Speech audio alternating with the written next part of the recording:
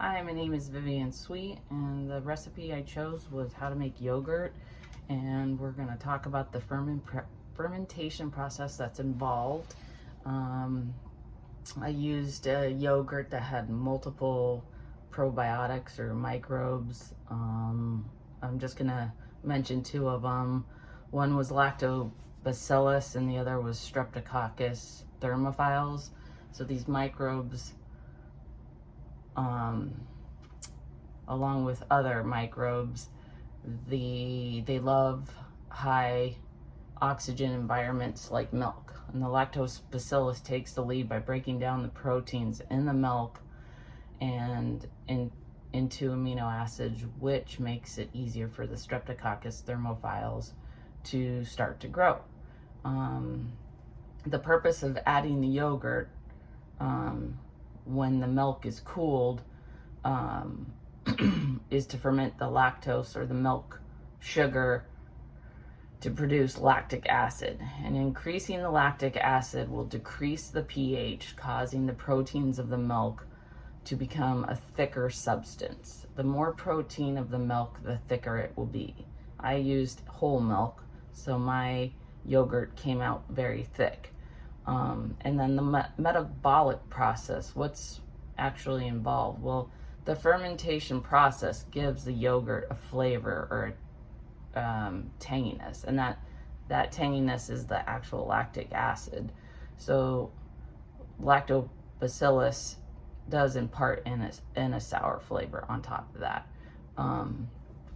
The changes that can occur, well, I mentioned one of them, pH, and the how it became thicker.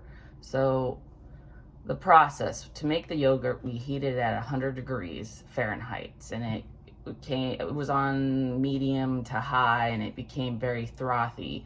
I used a thermometer to measure exactly 180 degrees, and that took about 30 minutes. And this denatures the proteins in the milk, and this allows the protein to form a more stable gel. So keep in mind, we don't want to exceed that temperature because we can kill the bacteria. The yogurt is pasteurized before adding cultures. So that pasteurization kills pathogens that can spoil milk. The milk is then cooled down between 110 and 115 degrees Fahrenheit, and this temperature allows for optimal growth for the bacteria that is in the yogurt. The yogurt has probiotics, and it's added into the cooled milk, which is converted into lactic acid. By stopping the fermentation process, we want to lower the temperature, which prevents the yogurt from becoming acidic. Was I successful? Yeah. I will definitely show you my product. And would I make any changes? I don't think so. I mean, it tasted really good and turned out really good, but I want to just show you some of the tools I used. Again, it's kind of hard on here, but this is my cooler. I added really hot water into this, closed it, kept it sealed so hot water would build up and steam up. So that allowed this environment to become warm and stay consistent. Then I got a spoon. A pot's not in here, but that's what I used to heat the milk. My culture, my yogurt, I used Chobani, a mason jar to put the yogurt in, and a thermometer to stay on top of my temperatures. And then I'm gonna open my fridge here, excuse the fridge, but this was my final product. It was pretty good. It tasted really good.